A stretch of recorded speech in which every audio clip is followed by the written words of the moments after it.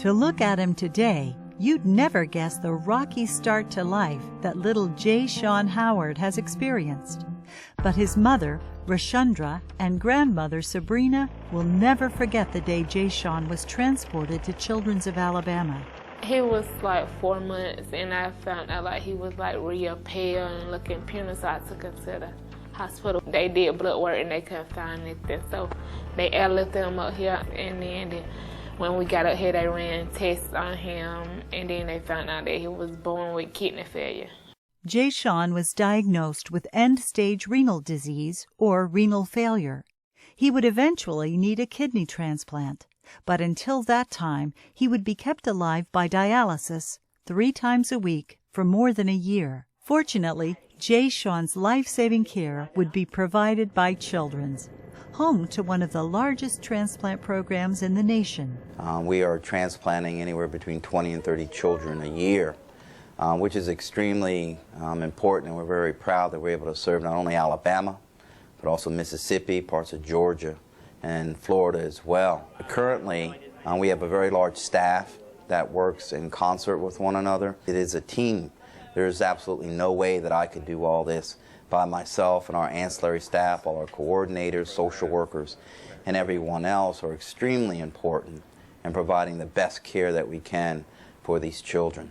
Early on, renal transplant coordinator Cindy Richards remembers being concerned about Jashawn's condition. When I first met him, he was already on dialysis therapy, and probably 95% or more of children that start dialysis therapy don't recover enough kidney function to be able to come back off. And so once I met he and his family, he had already started on dialysis, and we knew at that point that he would need to have a transplant at some point in his life.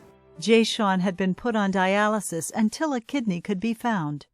The wait would take a little over a year and involve a move to the Ronald McDonald House.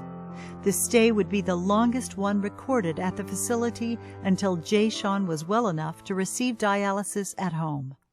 It is a lot. People just don't understand what it takes, not only for the children, but also for their families.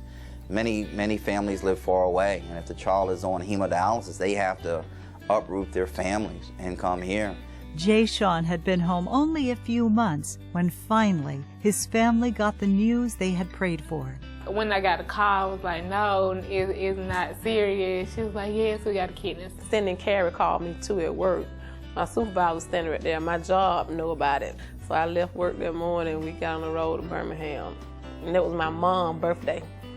So he got the kidney on my mom's birthday. Today, Jashawn returns to Children's from his home in Phoenix City, only so doctors can monitor his progress. He's a typical example of the families, the sacrifices they make, but also the impact that transplant can have. And it is our prayerful hope that he'll continue to do well. And so far, he's off to a good start.